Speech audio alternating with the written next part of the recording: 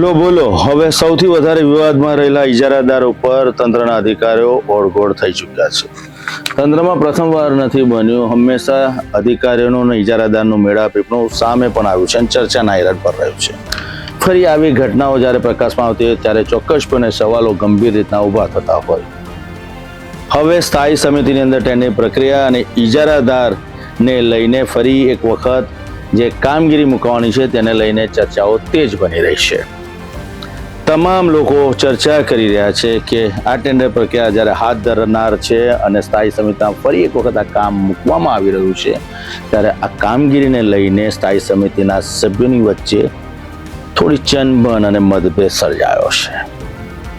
મુદ્દા અલગ અલગ હોઈ શકે પરંતુ ઇજારાદાર એક જ છે અને એનું કામ જે સિફતપૂર્વક મૂકવામાં આવ્યું છે તો ચોક્કસપણે પ્રશાસન અને સાથે સાથે સંકલન અને સ્થાયી સમિતિના સભ્યોની કામગીરી સામે પણ કંઈક ને કંઈક જગ્યા પર અગડમ બગડમ લાગી રહ્યું છે.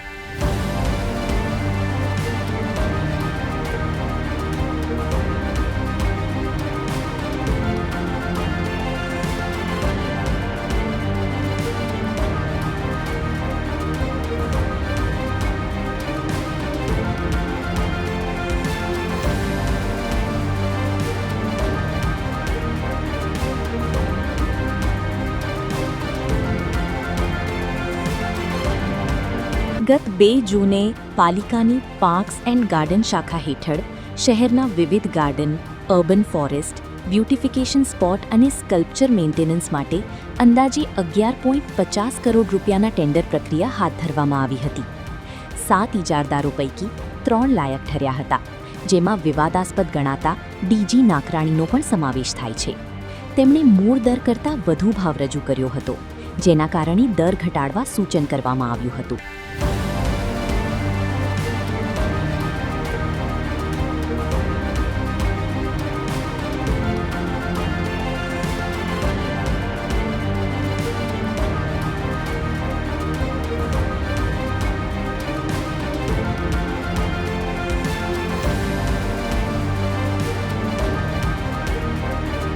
પ્રથમ બેઠક દરમિયાન આ દરખાસ્તનો વિરોધ થતાં તેની મુલતવી રાખવામાં આવી હતી, પરંતુ ત્યારબાદ સમિતિમાં નવા પદાધિકારીઓ વચ્ચે આ ઇજારદારના કામકાજ અને ભૂતકાળની કામગીરીને લઈને અલગ અલગ મત જોવા મળ્યા.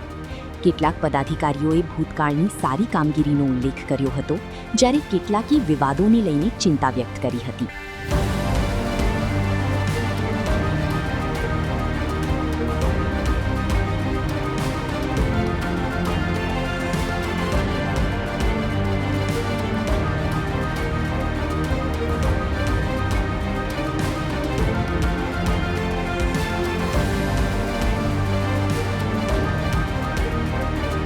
સૂત્રોના જણાવ્યા મુજબ આગામી સ્થાયી સમિતિની બેઠકમાં આ ટેન્ડર ફરી રજૂ થઈ શકે છે અને તેમાં વિવાદાસ્પદ ઇજારદારને મોટો કોન્ટ્રાક્ટ મળવાની શક્યતા પણ વ્યક્ત કરવામાં આવી રહી છે. બીજી તરફ રાજકીય વર્તુળોમાં ચર્ચા છે કે નિર્ણય પ્રક્રિયામાં પદાધિકારીઓ અને કેટલાક ધારાસભ્યોની પણ પરોક્ષ ભૂમિકા રહી શકે છે. ટૂંકમાં ટેન્ડર પ્રક્રિયા એ માત્ર આર્થિક નિર્ણય નથી પરંતુ રાજકીય સમિતિના અને પ્રશાસનિક નિર્ણયોની અંદર સધાતું સંકલન પણ જોવામાં આવતું હોય છે. હવે મનગમતા માનીતા ઇજારાદારને ફરી એક વખત ટેન્ડર પ્રક્રિયાની અંદરથી તેમને કામગીરીની સોંપણી કરવામાં આવે છે કે પછી એક પારદર્શક નિર્ણય સ્થાયી સમિતિની કમિટી લે છે. શહેરીજનો મીટ માંડીને બેઠા છે કેમ કે ચર્ચાઓ તેજ છે.